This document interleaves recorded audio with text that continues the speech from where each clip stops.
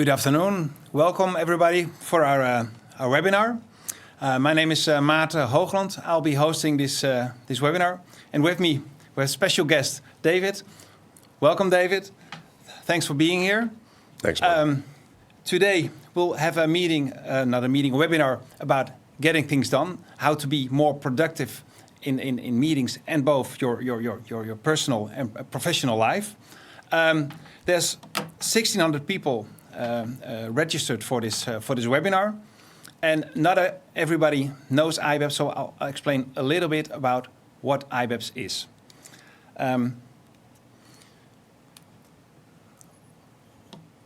Why IBEPS? IBEPS is a tool, a meeting management tool, board portal solution, and people use it to be more efficient in meeting management. It saves you time preparing meetings, and you can access your agendas, documents from any device you like. If it's like a mobile phone or a tablet or a web browser, you can access your information from anywhere with IBEPS. In IBEPS, you can also register actions and decisions, so you make sure you track the actions and you record the decisions, so you know what who you can hold accountable. And it's also a space where you can collaborate better with your board members or other members of your team. And of course, this is all done in a very secure way.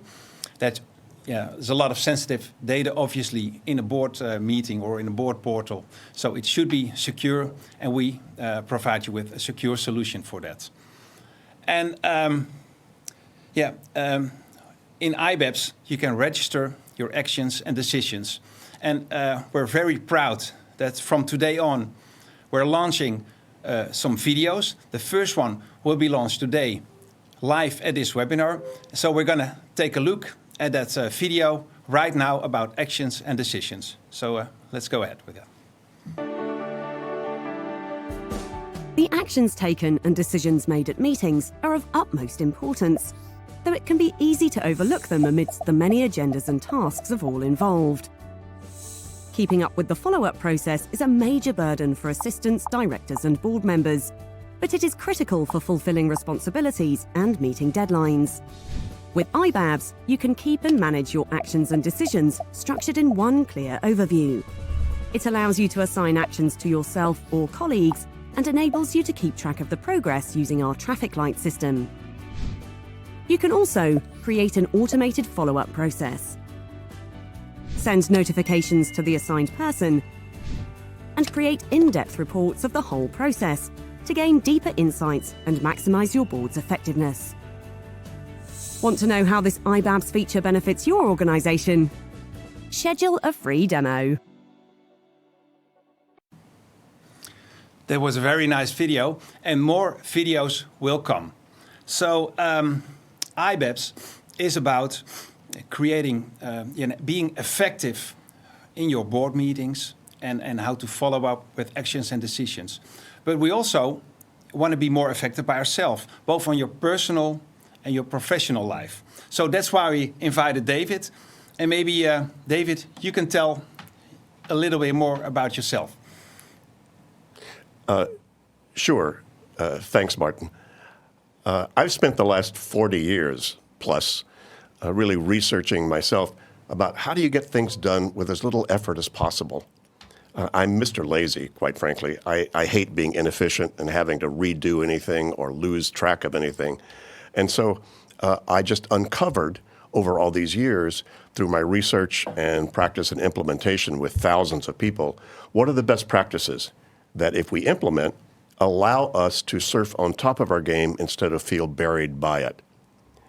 So this is, I'm going to give you a brief, though a compact overview of the methodology that I have uncovered. And I didn't really make it up so much as I recognized what we do when we're really on. What are the best practices of those? And I just objectified those. So as we go through today, there'll be a couple of places that I'll invite you to take something to write with and to jot down a few notes that will help you understand some of the things that I'll be talking about. Let me start by saying, first of all, you all get things done, although you wouldn't be listening or watching this if you didn't. So this is, in a sense, nothing new. These are not strange things to do. This is not like some foreign language or some new technology. These are all very practical, common sense things. Most of you do many of these behaviors already. Very few people do them really completely. And when you do it really completely, it makes a big difference in terms of how you feel, how present you are, how much in control of things you are. Let me start with an interesting question. How are things in your head office? Where is your head office? Well, for most people, this is their head office. The problem is, it's a really bad office. Your brain did not evolve to remember, remind, prioritize, or manage relationships between guess how many things maximum before you start to lose mental ability. That's it. 4 things. So if you have more than 4 things on your mind you need to be reminded of or need to take into consideration in terms of your life and work, you will not be able to take a test as well. You won't be as present, cooking in your kitchen or tucking your kids into bed at night. And this is just data that's come out from the cognitive scientists. Now, I discovered this principle, 40 years ago, but the cognitive scientists have basically validated this. Your mind is for having ideas, not holding them. And by the way, IBABS, obviously building a kind of an external brain for keeping your board agendas, how fabulous. Try to keep your board agendas all in your head and the relationship between them all in your head. I don't think that's the best practice. And so building tools and a system and principles and applying these principles of implementing that your mind can unload all of these things it needs to be reminded about in some sort of external system is a lot of the essence of this methodology. Now, your mind evolved and your brain evolved to do some very sophisticated things. You're using long-term history and pattern recognition to say, oh, that's a TV, or that's a chair, or that's a microphone, or that's a computer, as opposed to vibrations of light and sound. So your mind evolved in the present tense to be able to sort of make sense out of your world. What's the meaning of these things in the current time? And yet, you go to the store for lemons, you come back with 6 things, and no lemons. What happened? Well, you just tried to use your mind as your office, and it's just a really bad office. Now, when I say Getting Things Done, which was the title of my flagship book, the first book, and then it became known as a GTD methodology, which was shorthand for getting things done around the world. And what do you need to get done? What's on your mind? What do you need to get done? And I couldn't get it any simpler than this, but I recognize we have these different horizons that we have commitments, whether you're conscious about them or not, they're there.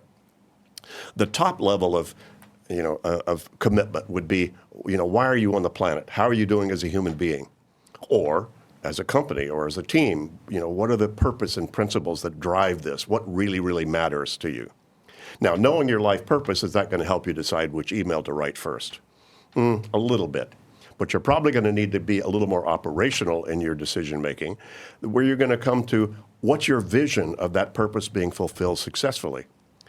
In other words, what would wild success look like for you, business-wise, professionally, personally, lifestyle-wise, over the next 3 to 5 years? And that would be something to get done if you have a vision. By the way, some vision got you to where you are right now. So what's the current vision that you might want to be implementing? Now, knowing what your vision is, would that help you decide which email to write first? A little bit more. Now, you're obviously going to have to get a little more operational and decide, well, what do you need to accomplish over the next 12 to 24 months? These would be goals, objectives. So in your organizations, if you have some sort of annual goal setting or planning session or budgeting session, that's usually where this level of commitment would be. What do you need to achieve? What are the things you need to get done, over that sort of longer period of time in order to make the vision happen? Now, in order to make sure any of that works, you've got to have a good engine. In other words, personally or professionally, what are all the things you need to maintain out there so that you can, move the directions you want to move in? So in terms of organizations, this would be sort of your org chart. customer service, quality control, strategic planning, operational, efficiencies, et cetera. Those are the areas that just need to maintain. Sales, for instance, you don't finish that. These are just areas that you need to look at to say, how are we doing about that? Are anything need to be done about any of those areas so that we can move toward our goals and vision, appropriately? In your personal life, this would be, health and vitality, your relationships, your fun factor, your personal technology stuff, all of that. Those are things you just need to maintain at some level. They may be all fine, but probably for most people, there's some areas there that you've got stuff you need to do. Speaking of which, the next level of commitment would be the things you need to finish about your accountabilities and your goals. What are all the things that you need to do that take more than one step to complete over the next weeks or months? Get tires on your car, hire a vice president, research a new mobile phone service, etc. By the way, most people, most mid to senior level professionals anyway, have between 30 and 100 of those with that broad definition called anything you're committed to achieve or complete that's going to take more than one step to finish it. And then you have all the stuff you need to do about any of that. And that's this, level of commitment. That's the real rubber hit road area. Emails to send about any of that. Stuff to buy at the store. Things to surf the web about. Things to talk to your boss about or to your staff about or to your life partner about. Those are the physical, visible activities that you need to do to move your projects forward, to keep your accountabilities in place, to be moving toward your goals, etc. And most people, by the way, have between 100 and 200 of those next actions right now. So I couldn't get it any simpler than this, but these are all commitments that you have, whether you're conscious about them or not. They are all there affecting, your priorities and what you need to get done. Now, it would be nice if you woke up in the morning and had this menu all prepared for you. Oh, wow, here's my menu, and it makes it all real clear what to do. Not that easy. What most of us wake up into, or when you finish watching this webinar, what you're going to walk back into is going to look and feel a lot more like this. Yeah, it doesn't show up in some pretty pink package. It shows up in the weirdest, strangest, configuration of stuff that we need to deal with, whether that's emails, your own thoughts, stuff landing in your physical mailbox. Any and all of those things will be things that you need to somehow integrate, take care of, manage, and stay on top of. Challenging business. Now, there is a way to surf through all this and feel clear and in control of all of it. And I steal an image from the martial arts. I spent a good bit of years in the martial arts back in my 20s. And there's an image that I steal from, I think it was Bruce Lee's sensei, who told Bruce, hey, you need to be like water. It's flexible, it doesn't overreact, it doesn't underreact, it's fluid. So I use the term mind like water, which means, I'm clear, I'm present. And so I can deal with things as they show up, in an appropriate way. I don't overreact or underreact. Water is really, it's not confused about what to do. It's quite appropriately engaged with its environment, whether that's a still little pond or, a tumbling waterfall. It's still okay with what is and the environment that it's in. Now, a lot of people would say, well, David, I can get to that sort of tranquil state of mind if I had more time. Really? There is no more time, folks. Time just is. You don't mismanage time. You don't mismanage 5 minutes and come up with 6 or 4.5. Time just is. It's an important factor, but you can't change time. What you can do is deal with how you're engaging with yourself during the time that you have. And there is a very important component that you then need to have to feel comfortable. It's not time, it's room. You need space. You need room in your head. Room in your head. And I can guarantee you that for the thousands of people who've implemented my methodology over all these years, that as soon as they start to implement these best practices, it creates more room in their head. Now, how they use that room is quite unique to them. Some people use it to just be more creative. We have a lot of champions of my work in the creative fields, actors, musicians, artists, and so forth, that what implementing this gives them more room to do is to expand that creativity without being distracted by, the other things in life that tend to be distracting to all of us. A lot of people use this methodology to be able to think longer horizon, as opposed to just tied up in the day-to-day, hour by hour, down in the weeds. They're able to see a little further out, a week or two or three, or month or two or three in advance, and looking at that and being able to be more strategic in their sort of ongoing practices. And a lot of people, especially people in the older generation, that want to be of more service to their staff, more of service to their community, more of service to their kids, more of service, wherever and for whatever reason. Also, the new generation of millennials, this is a high value of millennials, is to be making sure that what they're doing matters. And many times that means I need to be able to be, more of service to the people around me, to the communities around me, to the organizations around me, and to the people around me. And frankly, implementing this just allows you to be more present. I coached the head of a global financial company, and he said, David, my issue is when I go home on the weekends to be with my young kids, I don't want to take the bank with me. He just wanted to be present and not have that stuff bothering him. Now, being present is a very healthy place to be. You'll have more blood to your brain, you'll think better, just a healthier spot to operate from. But there's a real practical reason to be present. What's that? It allows you to be ready for what's coming toward you. The military calls this situational awareness, the ability to, in a moment's notice, know what's going on at 360 degrees around you. And if you're overreacting or you're underreacting, you're not prepared for the surprise that's coming toward you. And there's a surprise coming toward all of us. I guarantee you, if you want to go to your calendar or your diary or your agenda and 3 weeks from now, write a little note. David Allen said something was going to show up in the next 3 weeks that was going to reconfigure what I thought my priorities were. Trust me, it's coming. Oh, come on, the pandemic. How many of you were ready for that? That threw a spin for a whole lot of people and a whole lot of organizations about how to engage with that. So the whole idea of being present, that is being on top of your world at any point in time, is going to allow you to integrate new stuff, recalibrate that new thing into your mix, and then refocus appropriately so you feel comfortable about what you're doing. In a way, this is just an art. It's like a craft, what I've referred to as the flow of life's work. How do you manage the flow of life's work? And I use work in a very broad sense. Anything you want to get done that's not done yet.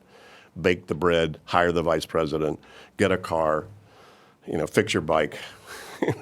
That's all of life's work. And managing that in a flow state. And by the way, you all do versions of this craft. For instance, have any of you ever taken work home, that night because you had to edit something, you had to review something, and you had an important meeting the next morning that you needed to make sure you brought that material back? Very critical that you not forget that in the morning. What strategies did you employ to make sure you wouldn't forget it in the morning? Ever put stuff on your keys? Ever put something in front of the door? For this, you got a college degree? Well, actually, it is pretty sophisticated. The night before, some part of you was intelligent and conscious enough to say, gee, what's going to try to walk through the door in the morning may barely be conscious of it all. So let me stick this in front of the door so that you wake up in the morning and you're about to go out the door. You go, oh, what's this? Oh, that's right. I got to take it with me. I live in the Netherlands now, and I have a couple of Dutch companies that I had to create to get my residency in Amsterdam. And believe me, there are many times I need to take my passport with me to do stuff. And so if I know I have to do that in the morning to some meeting or, to go to the gemeente, I'll put my passport somewhere that I can't miss it walking out the door. So, put it in front of the door. Well, there's a psychological version of that. What's in the door of your mind?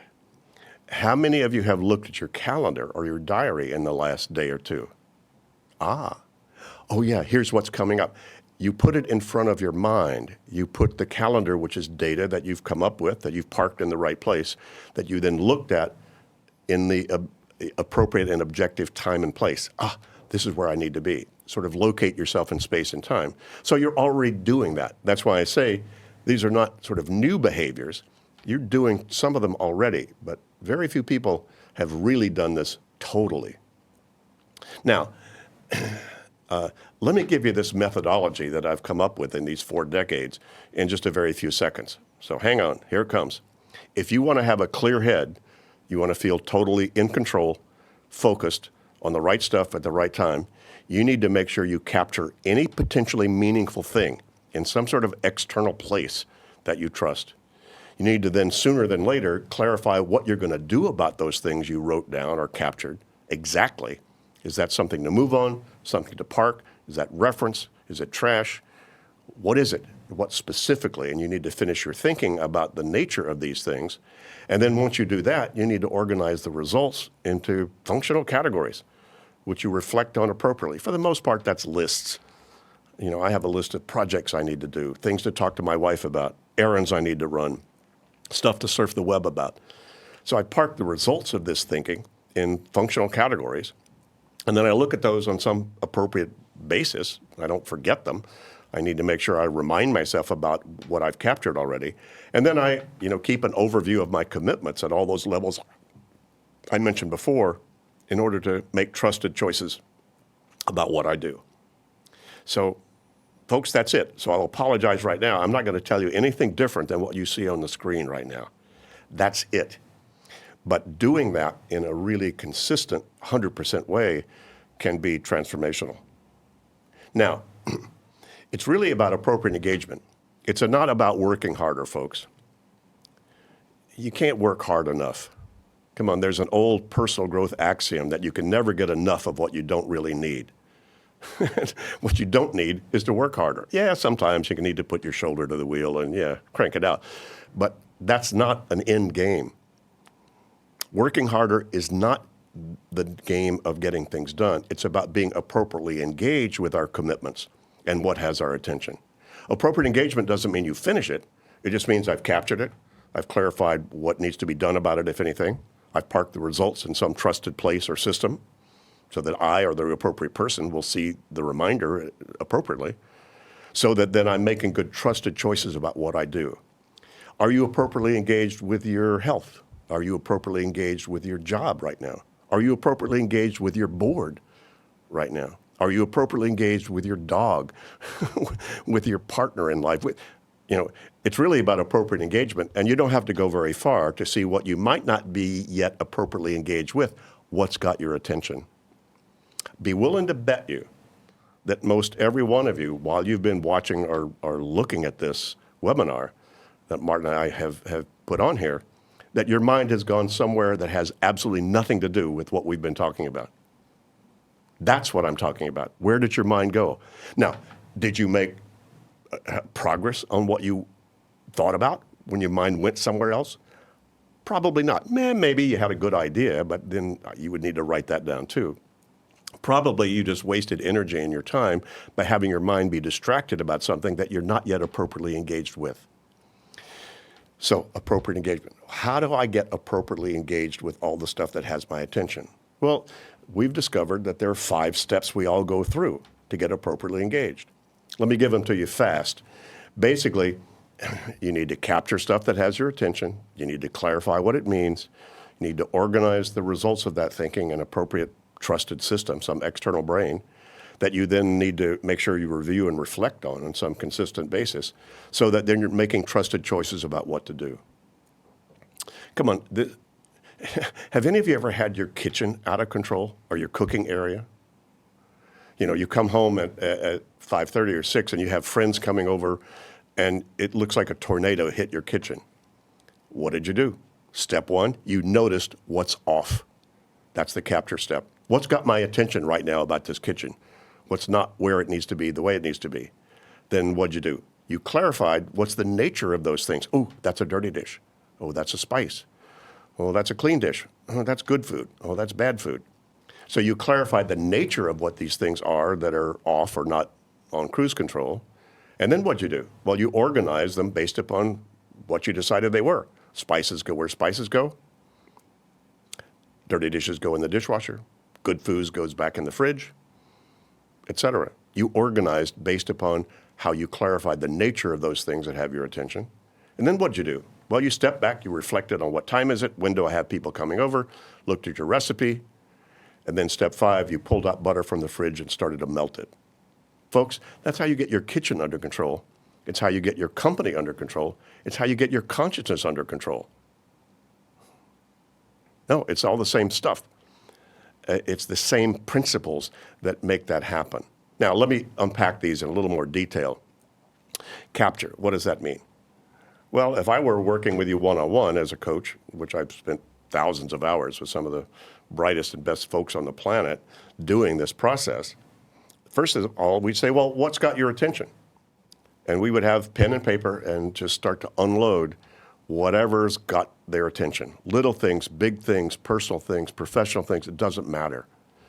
Any of that. You don't want to organize it, prioritize it, do anything with it other than just get it out of your head. So right now, I would suggest for any of you, I'm going to give you 60 seconds or so to do what we call a mind sweep.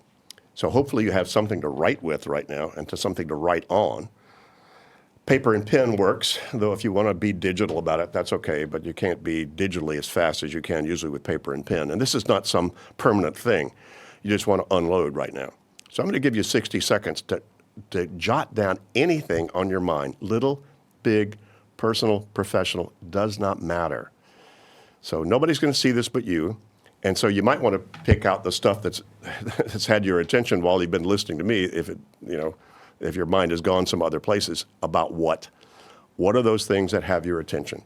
Projects that you need to do, things you need to handle, things you need to talk to people about, things you're waiting on to come back from other people, any and all of that. So I'm going to give you 60 seconds, let you do that, go.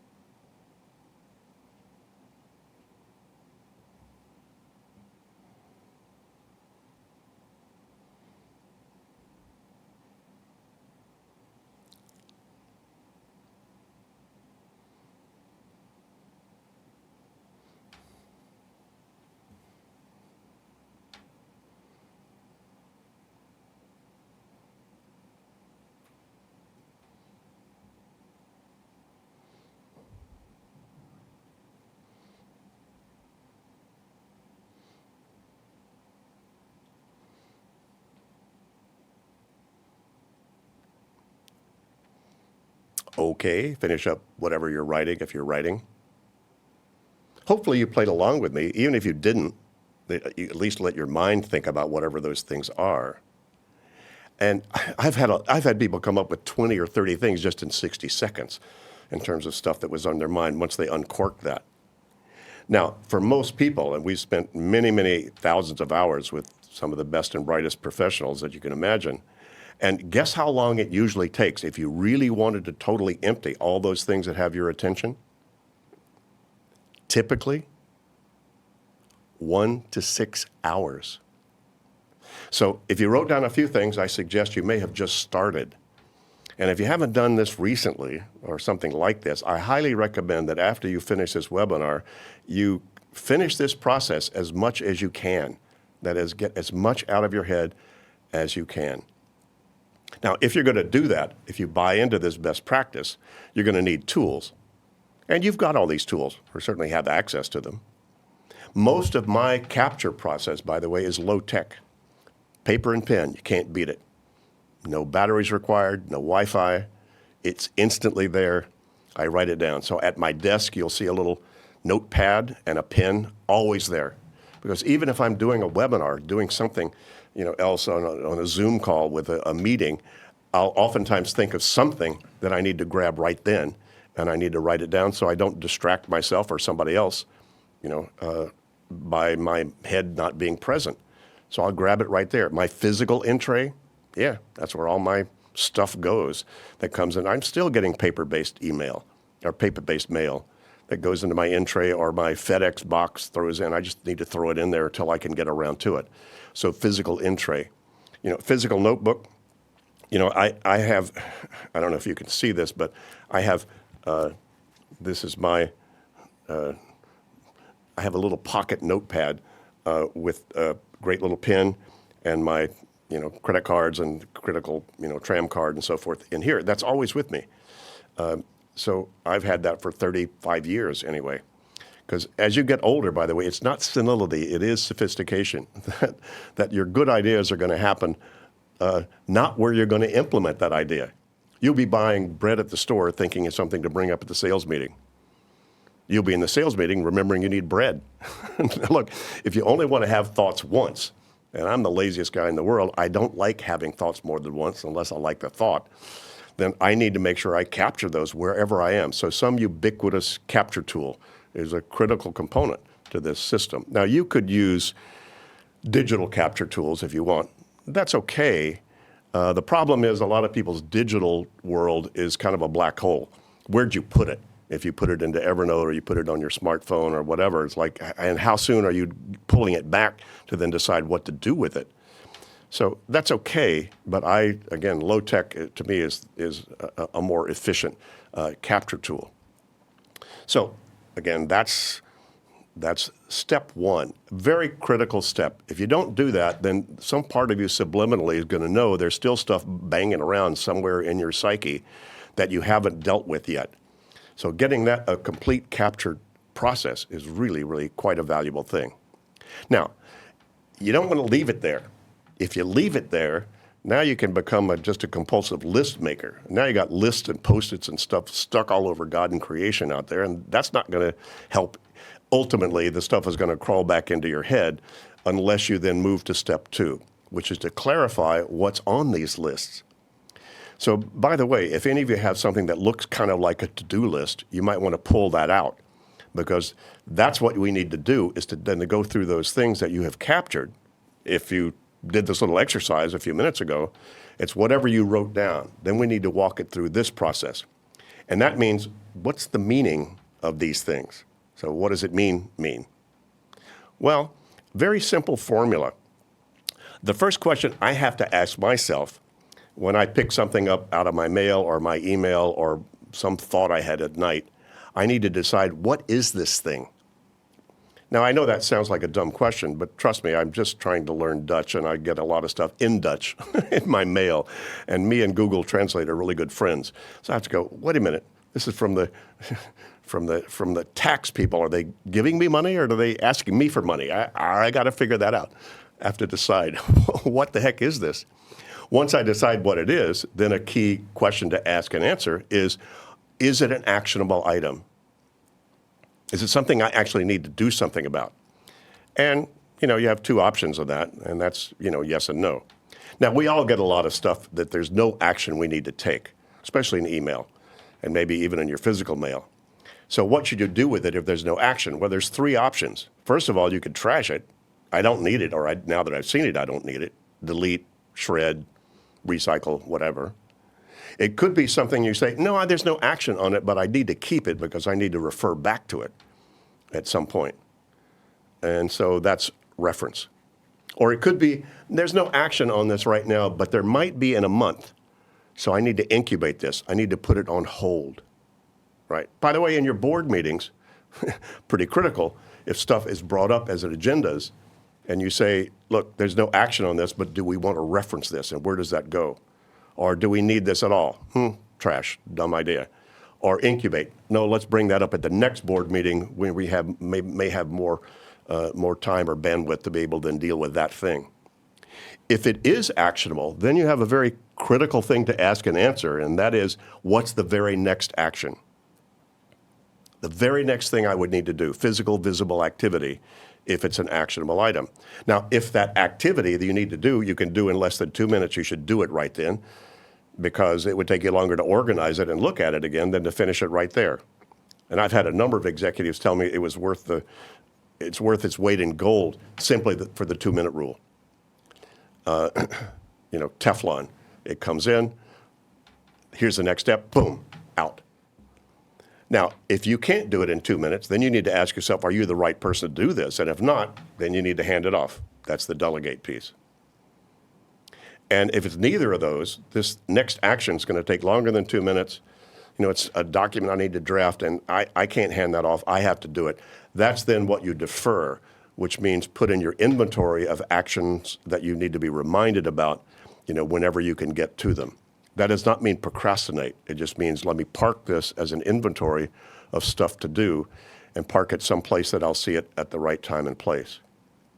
So that's how you clarify stuff, but there's one last question you need to answer to really get clarification. If one action won't finish whatever this commitment is, you've got a project. You have a project. Again, my radical definition is a longer than 2-step thing, a longer than 1-step thing that you can finish within a few weeks or months. And most people have a lot of those. Now, most people's to-do lists are still unclarified. They tend to look like this. To do. Mom. Oh, good. Well, you probably had one.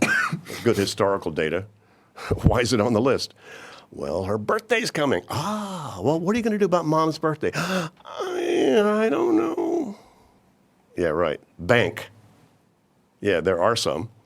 Why is it on the list? We have to look at our credit line and see if we can do something about that. Okay, so what you're looking at are things that have not finished their thinking. That is, their decision-making that have not been made yet about the things we've captured. But once you have then clarified them, going through the previous slide where I showed you to clarify that, now what you've got is a project. Give Mom a birthday party, and the next action, call my sister to see what she thinks we should do about the party. Now we have a goal and we have a next step. Launch the ad campaign. Great. That's the outcome. What's the next step? I need to email Jim, et cetera, et cetera. Now, which of these lists tends to be more attractive?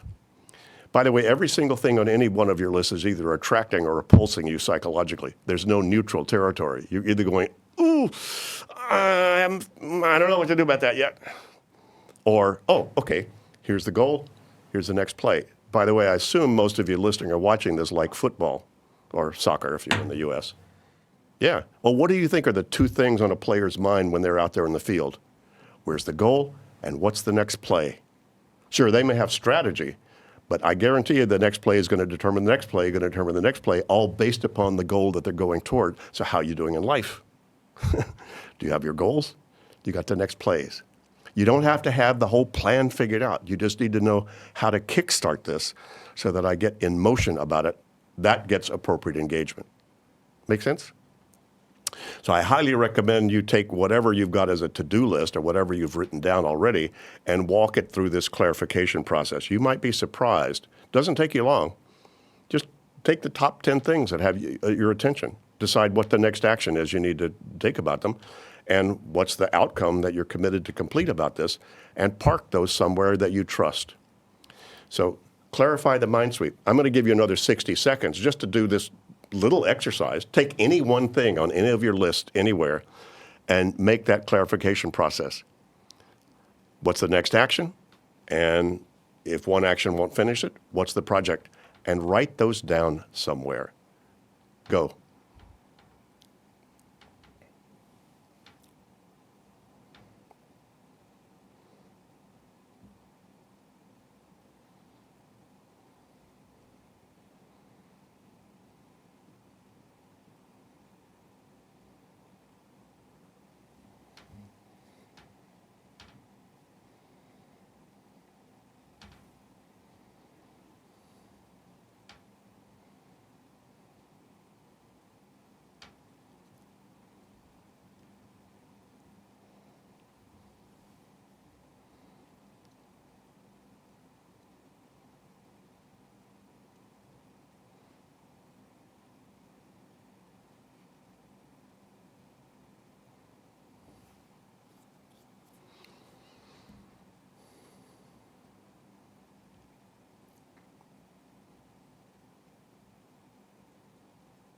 Okay, that's just 60 seconds. I'm curious, how many of you actually decided a real next action? And if you did, how did that feel? Do you feel more clarity, more of a sense of control, more of a sense of focus, more appropriately engaged with these things? If so, let me ask you this. What changed in your world? Nothing that you know about, except the most important thing to change in your world, which is what? How you are engaged with your world just changed. That's a master key. Changing how you are engaged with your world. The world is fine, folks. Just look. It's okay. But how you are engaged with what you define as your world is where the stress comes from, the sense of overwhelm comes from, all kinds of sort of negative feelings can tend to show up if you're not appropriately engaged with the stuff that has your attention. Now, if you did come up with some actions and some projects, you're going to need to park those reminders somewhere that you trust. So hopefully you have some sort of a list manager. So organizing is just saying, put stuff where it belongs. If you have a project, where are you going to keep a list of your projects? If you have something you need to run as an errand, where are you going to put that list? So you just need to put stuff where it belongs. Now, being organized simply means that what stuff means is in the right location for those things. In your kitchen, for instance, spices, where do spices go? Where spices go. If the spice is where the spices go, you are organized. If it's not, you're not. Not because I said so, but just by definition, if you will. So you need to make sure you put reminders in appropriate places. And you don't need a very complex system to be able to make this work. Now, there are 4 key categories that I use and that most people we coach use that really work. First of all, you need a list of the projects you have, the more than one-step stuff that you're going to finish within a few weeks or months. Very few people have that list or have it current or complete, and I highly recommend that's a really, really critical list to have. You know, whenever I've worked with executives and they wound up with a list of 50 or 60 of their real projects, every one of them, it changes their priorities over the next 2 to 3 weeks. Simply, because I didn't tell them what their priorities were. They just looked, oh yeah, wow, now I really need to do this or that. You need to keep track of your actions that you need to do, and those come in 2 flavors. One is actions that need to happen specifically to days and times, and those go on your calendar. And then all the other actions you need to do in and around stuff on your calendar. So the next actions list could just be one list. And you also need a list of all the things you're waiting on to come back from somebody else, the waiting for list. Man, is that that's a great list. Again, many executives are so thankful that they set up that kind of a list because things they've delegated, things they need to keep track of, things are waiting on to come back from other people or other places. Even for you personally, things you've ordered that hasn't come yet. Things your boss has said that he or she was going to get back to you about. They haven't done that yet. Those all go on my waiting for list. Now, where this gets a little more complicated is because the next actions most of you have, those things that are not calendared actions, but things you just need to do as soon as you can get to them, most of you have over 100 of those. And if you put all those on one list, that could be a little overwhelming. So over the years, people have found it's kind of nice to subset those into things like, if you look at my system, you'd see a list of errands I need to run, a list of things to talk to my wife about, things I need to surf the web about, creative writing projects that I need to do, and stuff and obviously stuff I'm waiting for. So I've subset them because I don't need to see all of those all the time. If I'm going out for errands, I need to see that list. I don't need to see anything else. And that's where you can customize your system. And many people have, just based upon your life and work style, you know, what works for you. But these are important categories, and you need to make sure that they have clean edges, you know, to those categories. Now, the non-actionable stuff, pretty simple too. Trash, that should be self-evident. Recycle, shred, you know, toss, whatever. Reference, you need a good both digital and paper-based reference system that's easily accessible. If you don't have it, then you're likely to let stuff just lie around in your email and on your desk that should instantly go into your reference system instead of sort of clogging up the rest of your life. Now, paper-based reference, I still have, not nearly as much because of PDF files these days, but I still have 2 drawers of paper-based stuff. You're not going to get rid of that anytime soon, folks. So you need a good, I just use a simple alpha system, A to Z, and I label my files, and I can turn around and just swivel around and throw stuff in the appropriate file. And a good digital reference system. So, we use OneNote right now in Office 365, and that's, most of that is just holds all of our reference sorted by personal stuff and my 2 different companies, et cetera. So nice to make sure that you don't let reference lie around. So make sure you've got good accessible systems for that. Now, someday maybe, that's a list most people don't have, but is quite creative. And you might want to create that list. It's just a fun one. Say all the things you might want to do before you die, bucket list. Or the things you want to do but just don't have the time to do them right now, maybe classes that you want to take, languages you might want to learn, stuff you might want to cook, all the way to books people recommend or movies people recommend or whatever. Those can all be versions of, gee, I don't want to lose track of that, but I don't have to move on it right now. I just want to be able to access that on some consistent basis so I'm not missing cool stuff. Now, once you've organized, if you've captured, clarified, and organized all this stuff as I've been referencing, then you need to make sure you're looking at all of it on some consistent basis. Otherwise, it crawls back up in your head. So you need to make sure that you're reviewing the contents of these on some consistent basis. And I'm sure, Martin, that IBABS has a reviewing process where you're reviewing the things that you've captured in the board meeting, things that need to be looked at with some regular recursion. And that's what the review and reflect process is really about. And it's just lifting up from a higher perspective, where you're kind of looking around from a larger game to sort of locate yourself in space and time. And that could be both the agendas for the board meeting. It could be any decisions that you've made you need to keep track of. It could be projects that the board is trying to manage and keep track of. It could be any or all of those things that just need to be reviewed on some consistent basis. Whoever's running the board, should probably make that decision about, who needs to see what, when, how often, to make sure you're not missing anything, that needs to be dealt with, from a board perspective. So that's the engage piece. If any of you've looked at your calendars in the last day or 2, you did this.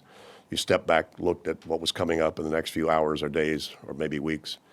I'm looking out of my calendar, months, because sometimes I've got big trips coming up, and I need to make sure that those trip logistics are handled. These days, I need to do that, a good bit ahead of time to be able to get good seating and, get all those logistics handled appropriately. So you just need to step back and make sure you're looking at it. And this could also include how often does the board need to review the strategic plan? How often does it need to review quarterly? What's going on? How often does it need to review the vision of the company or the purpose of the company or its standards or its values? And those just have to be, there's no particular hard set rule about that. Just whenever you think that has the attention and should be looked at in order to make sure you've got priorities set appropriately. And that's the engage process. Then once you've done all that, then what you're doing is choosing what to do, and you're doing it from a confident place, not a, gee, I hope this is right. And again, folks, the world is coming at you like this. It doesn't come at you with a nice, pretty pink bow in a nice little package. It comes at you in miscellaneous forms like this. But if you have these practices built in as habits, you're not letting stuff bang around in your head. You're capturing it. You're making sure that sooner than later you're deciding, is it actionable, yes or no? Am I going to move on this or not? What would moving look like? And you've organized stuff in some sort of trusted external brain that you make sure you then reflect on the contents in some appropriate way. Then when you engage, you're making that choice from a trusted place, not a hope this is right or latest and loudest place. It's a strategic, intuitive judgment decision. And, if you then make sure you are looking at these horizons as often as you need to, as a board, as a person, or whatever, then you can pretty much guess you'll be living more in a mind like water state. Now, the water can sometimes look like this. Doesn't necessarily mean it's always simple and easy. Many times it looks like this, but that's okay as long as you got a good surfboard and you have, I don't know if you can see it on here, but this guy has a little thing wrapped around his ankle called an ankle tether. So in case he falls off the board, which he will do, he can get back on quick. So I'll be bold enough to tell you that what I just gave you was the board to surf on top of and the ankle tether to then get you back on in case you fall off. And I fall off regularly. Come on, if you're not, if I didn't fall off regularly, I'm probably not playing a big enough game. So it's not about always being in some, passive state, of peacefulness. It's about recognizing when I'm on and when I'm off. When I'm off, do I have the keys to get back on again? And I'll suggest, that I just gave them to you. Now, if you want any more data about how this really works, if you need some validation, I got some books to recommend for you. The Checklist Manifesto, Atul Gawande, a well-known surgeon in the U.S. Wonderful how powerful checklists are. Save lives. The Organized Mind, Dan Levitin's head of cognitive research at McGill University in Canada. And a lot of his, it's like put stuff in front of the door. And Brain Chains, wonderful psychiatrist, psychologist, physician, teaches at the University of Brussels. Theo Companoli wrote about, he studied 650, I think, studies that he researched in cognitive science to come up with his conclusions about what we need to do. A lot of his rant is, folks, your brain needs to rest. If you're not stopping on some consistent basis and letting your brain just relax, not having to work hard or think hard or whatever, and just zone out, then you're not optimizing your cognitive ability. So, if you're not getting 7 to 8 to 9 hours of sleep a night, if you're not taking naps when you feel like taking a nap, if you're not at least every 90 minutes getting up and walking around for 5 minutes so your brain kind of stops churning, then you're not doing what you could do to be optimal. I've read also somewhere back there that about 4 hours of concentrated thinking is about it for the day. Your brain thinking is a muscle. Decision-making is a muscle. That's why these guys who wrote Rediscovering Our Greatest Strength, Roy Baumeister and Jim Turney, and Baumeister is probably the top cognitive science researcher in the U.S. And these guys, basically came up with what do you need to do to let your brain relax. And Baumeister, one of his points, which very much is along with the getting things done methodology, is look, you don't have to finish a project. You just need to make sure that the plan or what you need to be reminded of is put in the appropriate place, and then your mind gets to let it go. By the way, all of these people happen to be friends and champions of my stuff. So if you want some more data, there's plenty there. And interestingly, these guys, and these are from the Free University of Brussels, Francis and Clement, and they read my book and got enthralled about that, and then they did a lot of research, and they wrote a research paper on the science behind stress-free productivity. I had to read it about 4 times before I got it because it's pretty deep stuff. They went into a lot of detail on that. I love the ECCO, ECCO, Evolution, Complexity, and Cognition Research Group. Wow. Anyway, what interesting thing about that, Francis, the guy on the left, his expertise was in insect behavior. I don't know if any of you have ever noticed, you ever had 6 ants in your kitchen and then 200? What happened? Well, the worker ant is programmed to go find food. If they find food, they're programmed to then take it back to the nest. But as they're taking it back to the nest, they're leaving this light little pheromone trail behind them. So the next worker ant shows up and goes, pheromone, must be food at the end of this. And so they go get it too. That's why you get a whole bunch of ants after just a few. Until the food runs out, the pheromone runs out, and they're back. In other words, these worker ants have no brain, no memory, but they do highly effective stuff. Wow, imagine that. No brain, no memory, but you get highly effective stuff done. It is so nice to not have to remember anything, that I've got all this stuff placed out there in my life appropriately, so I get to just kind of hang out and be spontaneous and cool and just make sure that I'm being reminded and triggered to do the right things at the right time. Wonderful way to be. Anyway, I'll be bold enough to tell you that this methodology that I just shared with you delivers an installed thought process and a set of best practices for achieving and maintaining appropriate engagement with your world no matter what. And there's where the challenge comes, is when you get hit with a surprise. How fast can you integrate, recalibrate, refocus, and be confident about how you're allocating your attention and your activity. Now, if you're interested in any more of this or me blabbering about any of this kind of stuff, my website, gettingthingsdone.com, has a bunch of stuff there. And if you go to our YouTube channel, gettingthingsdone.com/YouTube, you'll see tons of little videos, the 3 TEDx's I've done, lots of little 2-minute tips and things like that, if you want to kind of surf around the web for any of that. So I've kind of blabbered enough. Martin, I'm going to hand it back to you to see if we got any questions or anything you'd like to take this for. So Let's do that. We see there's a lot of questions coming in.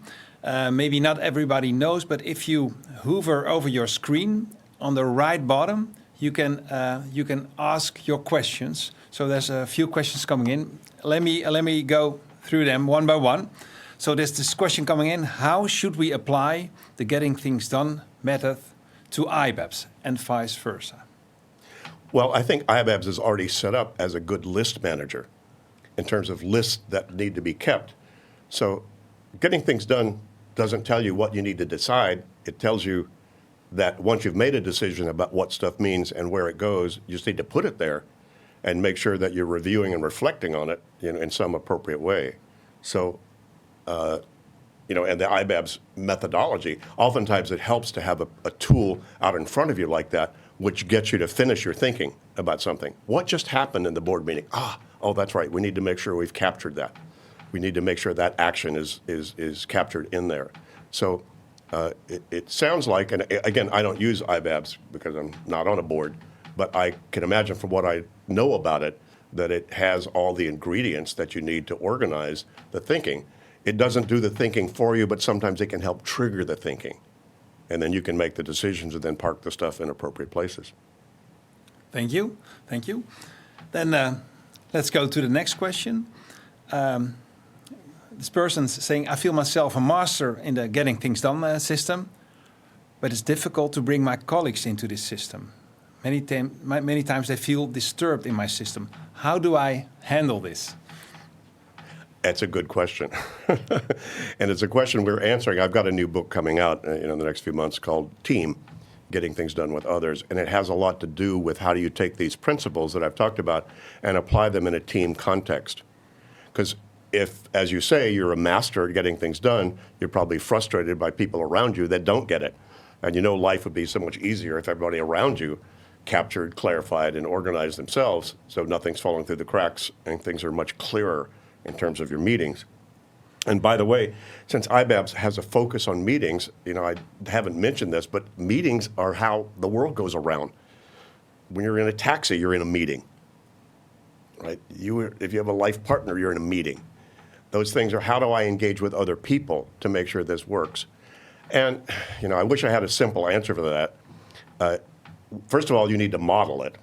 And then what you need to do is to then require or ask or request that people have the same kinds of behavior. You don't have to say you need to do GTD. You say, hey, by the way, how are you keeping track of that? I've got a list of things I'm waiting on for you. Can we go over those? Or, gee, you've probably got a bunch of projects. I've got two I'd like to give you, but I'd like to see what's on your plate right now. Can I see your project list? Or just in meetings, folks, come on, why start a meeting without going, what are we trying to accomplish by what time today? And you don't end discussions without going, so what's the next step? What did we just decide and who's doing it? Come on, this is just good business. But those are the kinds of things where this behavior can start to be osmotic. That is, it can sort of ooze around you. Not a guarantee, but at least if you're doing these behavior yourself, and then also holding people as best you can politically, correctly, to these standards themselves, that can make a lot of difference. And of course, give them my book, Getting Things Done. At least it has the game defined in terms of what that's about. So I wish I had a simpler answer, but it's the same thing. If I walked into your team, I would just go, what's got the team's attention right now? And whatever has the team's attention, I'm going to go, well, what is that? Is that an actionable item? Are you going to do something about that? What does doing look like? And what does done mean? And where are you going to park that reminder? And what kind of system does the team use right now to keep track of its agreements with itself, projects and actions and who's doing them? So it's the same principles. What you probably don't do as a team is require a next action, unless sometimes that's appropriate. But you should assume you've got people savvy enough that they're going to make their own next action decisions about the project they've been delegated. So, you could go back to Deming, back in the early days of total quality management, when Deming went from the U.S. to Toyota in Japan, and then started the whole movement of Kanban and all those kind of workflow movement things that then turned into Agile and Scrum and Six Sigma and those kinds of workflow processes. They're good stuff. But basically, Deming's point was, look, you can have high performance people, but if your process sucks, your output's going to suck. Well, the obverse is also true. You can have a really good process, but if you got people who can't make it work, your process, your outcome's still going to suck. So you actually need both. You need a really good process to make sure you're keeping track of all the right things in the right places by the right people. And then you need to make sure you have people who have the skill set and behavior sets and best practices to make sure they're not letting stuff fall through the cracks. So you have to have another meeting that creates more email, that creates more meetings, creates more email. Oh my God, that's a black hole out there. It is. Thank you for this answer. Let's go to the next question. This person's asking, how can you implement the Getting Things Done methodology as a group? Well, it's the same thing. The same answer to that is as a group, you need to make sure that the group gets on board. Who is the group? Who owns the group? What's the group doing? Yeah. You don't have a team unless you have a purpose. So what's the purpose of the team, and who owns that? Who's managing that? If you don't have an owner, then nobody is. So you need to decide who owns this, and then what kind of behaviors and standards do we have? Is it okay for people to come 15 minutes late to a meeting?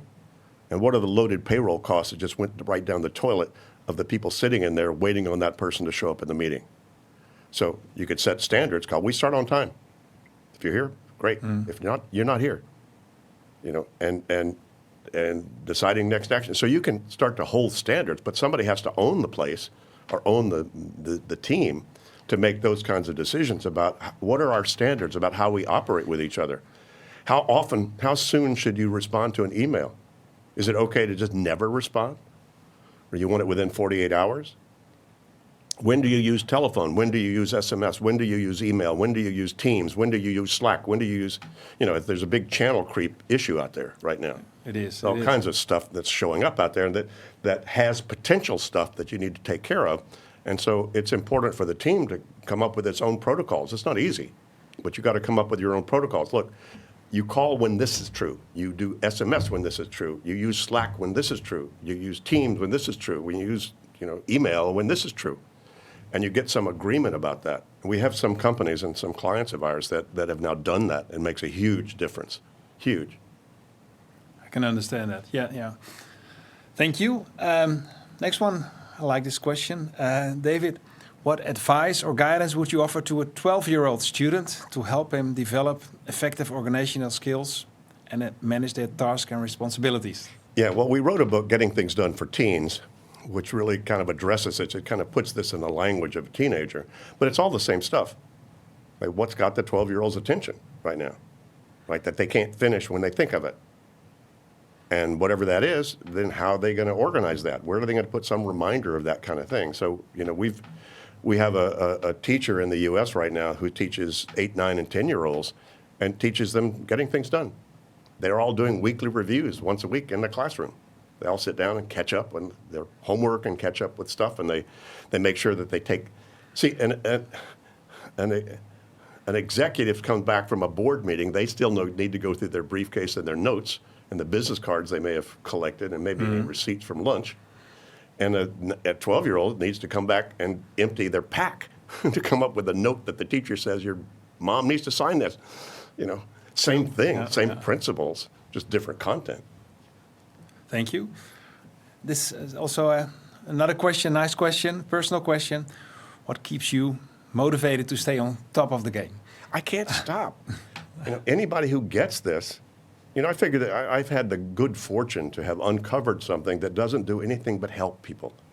This is not running with scissors. You can implement any of this that I've just said, and it's going to improve your life. It's going to improve your condition. So it was great to have uncovered something like this that's as simple as a 12-year-old could get it, and as sophisticated as a, chairman of a board, can use it. And so to have come up with something like that, I couldn't stop if I tried. I'll be 78, soon. So anybody asks, I go, look, this works, and it's valuable stuff. I was, I'm not really entrepreneur or aspirational in that sense. I've really been more of an educator and a researcher than an entrepreneur. But I was able to build at least a decent business model about teaching this methodology, and we now, have certified trainers and coaches around the world, delivering this information, and I've got a good enough business model for me to just keep going, and keep doing it. Thank you. Another question, what's the best practice for being consistent in all you're doing, particularly professional engagements? Regular review of what's going on and your environment. That's why we've come up with the weekly review. You don't have to do it weekly, but on some consistent basis. Not every hour, every day. Come on, life is happening too fast for us that way. But you don't want to let it go longer than about 7 days before you step back and again lift up to the higher horizon and take a look at all the stuff that's going on. And again, most people are still using their head as their office, and that's just impossible to try to grab hold of all of that. That's why we include all of these best practices of capturing and clarifying and organizing the stuff so that your head can empty out, so that you've got a clearer head that can see that game from a higher perspective. Very hard to do unless you've got your head empty. And it's wonderful to have an empty head. I mean, there's not much going on in my head. Maybe that's evident, I don't know, except this. Could it be? Oh, yeah, I got tons of stuff to do. It's just they're all parked in appropriate places so I can be present here and not be distracted while I'm talking to you, Mark. So, that's the game. That's the key. I'm not saying that's easy, especially if you've got some very challenging stuff that are on your mind. Any one thing that you haven't really appropriately engaged with that's particularly strategic for you personally or professionally can color gray your whole life. And then you feel like you're overwhelmed about everything. You're not overwhelmed about everything. Probably one or two things that are pretty critical that you need to get a control of and get on top of. Once you do that, life's going to be a lot easier, to manage all that. It's a holistic model, really. Thank you. Another question, to implement the GTD method in your own life, there are many tools to support this. What are the key elements such a tool should have? Key elements, yeah, good question. First key element is a capture tool. Again, pen and paper is what I use. So you need something with you pretty much all the time so that you get the habit of not having anything bang around in your head more than once. So you want to be thinking, I say you want to be thinking about your projects, not of them. So you don't stop your mind from thinking. Oftentimes I'm looking at something this way, let me look at that way, let me look at that way. But that's where I'm thinking about it, which is maturing my thought process, but I'm not thinking of it. I need to be reminded of this thing that then I want to think something about. So making sure that you capture. So capture tools, absolutely critical tool number one, is make sure that you get stuff out of your head. You may decide later on, many times I'll write stuff in my little notepad. In the morning I wake up and go, oh, come on, David, too much wine. What a dumb idea. And I throw it away. I probably throw away 80% of the notes I take. I just think they're brilliant when I have them. Later on, when I'm a little smarter, and more conscious, oftentimes I throw them away, but I don't miss good ideas. And much of the cool stuff in my life started on this little notepad with a pen. And that's where it started. So that's step one. And then you need a good tool manager. You need a good tool, some sort of a good list manager. And any of them work. I used a paper-based planner for more than 20 years. There's probably no better tool to be able to see the total gestalt of your life and work than a paper-based planner, because you've got it in your face, easy to see different sections, easy to see the whole thing. It's in your hands, it's in your face. It has the downside, you don't have all the digital cool stuff you could do with links and all that. And I use again, Office 365 right now just as a list manager, that translates to my iPad and my iPhone too, so I have them with me if I need them. But you just need some good list manager, and there are hundreds out there. At last count, 2 or 3 years ago, somebody counted there were over 300 software apps that had been built around the getting things done model. And they were all just list managers, different bells and whistles to them. But any of those work as long as you work them. But they need to be easily accessible. You can't have too many clicks to get into it or to get stuff out of it. And it needs to be available whenever you need those lists. Thank you. Yeah. Next one, interesting question as well. If I start a 2-minute task but realize that it takes longer, what do I do then? Well, you can keep going with it if you want. Sometimes I get going on something and I go, as long as I'm aware of all the other stuff I'm not doing, sometimes I just get on a roll. That's fine. If it turns out to be, now this is going to take a lot longer than that, and I've got a lot of other stuff I need to stay on top of, then I'll make that some sort of an action on my action lists. Like draft this document or research this website or whatever. So I just put it somewhere where those things go in my list manager. Good. Next question, I can understand this question very well. Sometimes ideas turn up at the strangest places or moments. So this person's asking my best ideas and memories come up during sports, long runs. How do I remember them so I can write them down when finished running? That's tricky. Well, I'm going to give you a kind of a California answer, if you don't mind. Yeah, no, Okay. it's okay. So this may sound a little woo-woo to some of you, but there is a way to get stuff out of your mind in your mind. The way you do that is if you're on a run or in the shower or somewhere and you can't write something down right then, you have the idea, then what you do is in your mind get as clear an image as you can of being back where you can write it down, and then see yourself doing that in a lot of clarity and add, oh, wow, that's a great idea. And you see yourself writing that down because the brain works associationally. Then very likely you'll forget about it until you walk back into that environment and your brain says, I've seen this before, bam. And that thought pops back into your mind and then you can write it down. So again, that might be a little California for some people, but it actually does work. Thank you. Another question. I can't get my list and my to-dos and projects done because I'm constantly interrupted. What do I do about this? Well, let me be a bit bold. There are no interruptions. There's only mismanaged inputs. True. Clear question. Clear answer. Well, thank you. come on. If you should be getting that input, that's your job, right? Mm-hmm. If you should not be getting that input, stop it. Don't get it. Or say, oh, gee, that's a cool idea. Let me write that down. I'll get back to you about that. So you can be more politically correct about these things, but the truth is, life is full of interruptions. Again, it's just, okay, what is that input? And a lot of people deal with those because they don't trust their own personal system. So you feel like you have to then deal with whatever that thing is because you don't trust you got a system that can park it. And then you get pissed off with the people who then gave it to you because then you run off down some rabbit trail and you say, that was not the right thing I should be doing. Whose fault is that? True. Okay. Next one. If I list a bunch of tasks from today from my master list that I will do today, but time running out and it becomes midnight, should I delete those from my to-dos today and start over tomorrow with a new priority? Well, I don't write anything on my calendar except what I have to do at that day or time.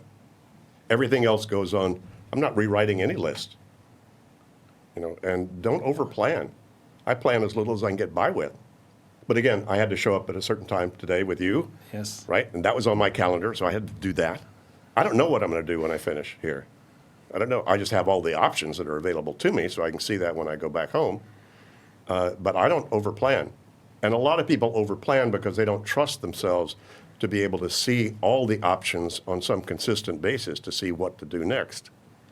It doesn't mean there are times you need to time block. It's rare for me, but sometimes you might say, look, I've got this spreadsheet that's due on Friday, and my calendar is just getting so full up, I better block off 2 hours to be able to work on that on next Thursday, or otherwise I'm not going to get to it. Good. Then that you could put on your calendar. But anything less than that, in terms of looser than that, should not go on your calendar. Because your calendar needs to be sacred territory. I need to be able to glance at that and see what'll die if I don't do it. I don't want to see a bunch of stuff that may or may not be the thing I have to get done, given all the other stuff that shows up. clear. Thank you. This is also a good question.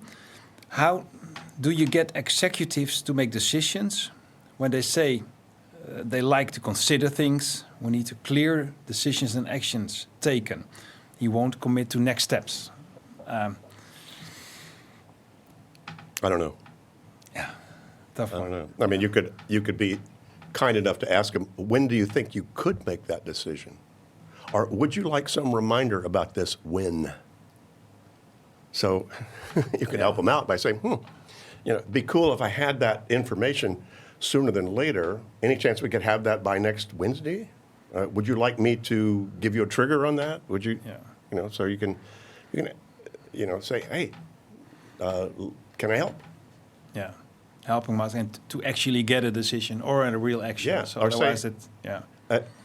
Are you going to make a decision about that or not? Because I need to put that in my Yeah. planning process. And if you're not okay with me, I just need to know that. So I'm Yeah. not sitting there, wondering or needing something that I don't have yet. Thank you. And another question is, do you see any differences in how high-performing people like CEOs, executives operate? What do they do that I don't do by myself? I don't know. A lot of executives got there because they did something really well. Doesn't mean they don't have some improvement opportunities in terms of how well they could do it better with clearer, whatever. Somebody defined successful executives are those that solve bigger problems than they make. But sometimes that equation's in question. Just look around, see how long some CEOs last and some don't. So I wouldn't necessarily say because they're CEO that they're high performers. Yeah, probably in some way they are. Otherwise they wouldn't have gotten to where that is. But that doesn't mean they don't have some improvement opportunities. True. There's always a room for improvement, right? Okay, and then another question. This is, what's the best way to manage my new executive's inbox when he's a bit reluctant and to let go and has over 10K email on his inbox? I don't know. Yeah. I just don't know. Tough one. Why do people... Do you only take out part of your garbage? Did you just rummage through your garbage and say, well, this is the really bad garbage. Let me go take that out and let me leave the rest. Why on earth would you let stuff accumulate in your life and your psyche? You could do email bankruptcy. Just go Control A, Control X, and pray. Say, okay, it's all gone. I really don't know. I know there are a lot of people out there that just, I don't know if they think that makes them important because they've got so much stuff there, or they're just not rigorous enough to, make the appropriate decisions about what that stuff means. And they're willing to put up with and tolerate the downside. Thank you. Here's another question. I'm already applying every trick in your book, but the deadlines I get are externally determined and I have no influence over that, causing a lot of stress. What should I do? Well, if the deadline is part of your job, then you've got it. Then you have to navigate around that. So you have to decide what can you change and what can you not change. Things you can change, you need to make sure you're appropriately engaged with them. Things you can't change, that's your strategic environment within which you must play. So if that's been laid out, here's a deadline, here's a deadline, here's a deadline, then you have to navigate all your other stuff in around those things. You need to make sure that that's a real deadline and that's really part of your job. One of the biggest issues, Martin, is the lack of role clarity. Yeah. It's one of the biggest issues, like who's doing what? Who's responsible for what? And, if two people are responsible, nobody is, usually. And so clarifying, well, what's my role? And in my role, do I need to make sure I hit that deadline? So, and if it is, hey, life's like that. True, yeah. Roles and responsibility, very important. Yeah, indeed. Definitely. There's another question. I'm not sure what it means, but I'm not originally English, of course. Can you share a couple of tips to avoid procrastination when too much is too much? Yeah. Well, usually people procrastinate for two reasons. One is the thing is not important enough. Sometimes people feel like they're procrastinating about stuff they should have taken off their list 3 weeks ago. Way back when it was important and they put it on their list, and they feel like they're not doing it. Well, come on, life maybe has changed. Maybe you need to move that to someday maybe, or just delete it. Get rid of it. If it is something important, usually the reason people procrastinate is the fear of loss of control. Control is the primary human addiction.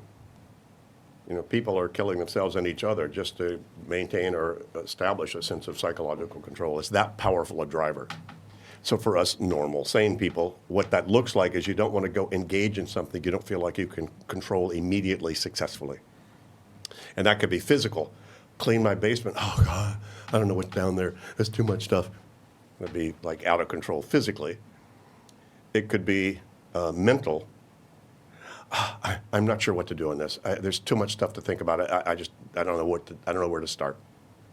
Or it could be emotional. Things people will tend to procrastinate most about is telling somebody you really care about something that they need to hear, but you're afraid about how you're going to feel, about how they're going to feel when you tell them. You'll avoid that longer than anything in your life, if you could.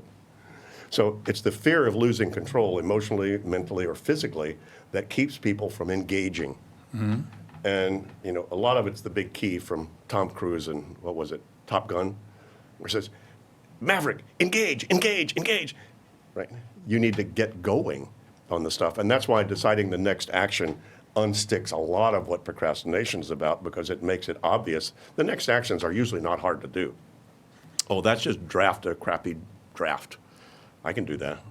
Butt in chair, boot computer, hit key, right? Not hard. Or surf web about X, Y, and Z. Or, pick up phone, call them about X, Y, Z. So oftentimes the next action helps unstick stuff.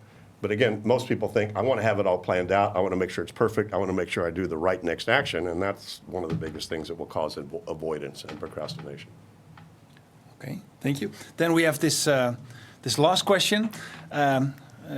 Life is indeed full of interruptions. Work life and personal life run over in each other. How do you manage these overflowing? How do you keep multiple lists, or how do you have just one? Oh, most people would be bored stupid if they didn't get interrupted as much. Oh, come on. A new thing to deal with, So you need to kind of, how do we frame that? And as I mentioned this before, there are no interruptions, they're really mismanaged input. So it's like, okay, should you be getting that input or not? A lot of the stress, Martha, these days is the stress of opportunity. People just have too many options, things to do. Come into this building, we're on fire. Trust me, that eliminates all the options except live. Get out of here, right? So that's, again, why a lot of people have, wow, there's so many things I could do this afternoon. I could be a better parent. I could cook spaghetti better. There's another language that I could learn. I need to learn this software. And a lot of that is what's creating the sense of overwhelm. And so, the key to that is to get more focused on these horizons that I mentioned earlier. Just focus on where you're going. See, if you know where you're going and know what you're doing, it's a great time to be alive. Come on, look at the technology we're all using. Come on, isn't it cool? It is. Wow, it's like so super way cool. If you don't know what you're doing, you're toast. Simply because you'll be thrown around, like a baseball in a net somewhere. I don't know. Thank you. Very true, I think. So, David, I want to thank you for this very, I think, inspiring presentation and the answering of all the questions that came in. And I want to thank the audience for sending in these questions and participating in this webinar. If there are people that want to have more information about IBEPS, you can check that on the screen and send it in to us. So we'll get back to you. So we want to thank you for this webinar, and thank you again, and see you next time. Thanks, Martin, and thanks to all of you out there. Have a great rest of your life. Good luck. Thank you. Bye.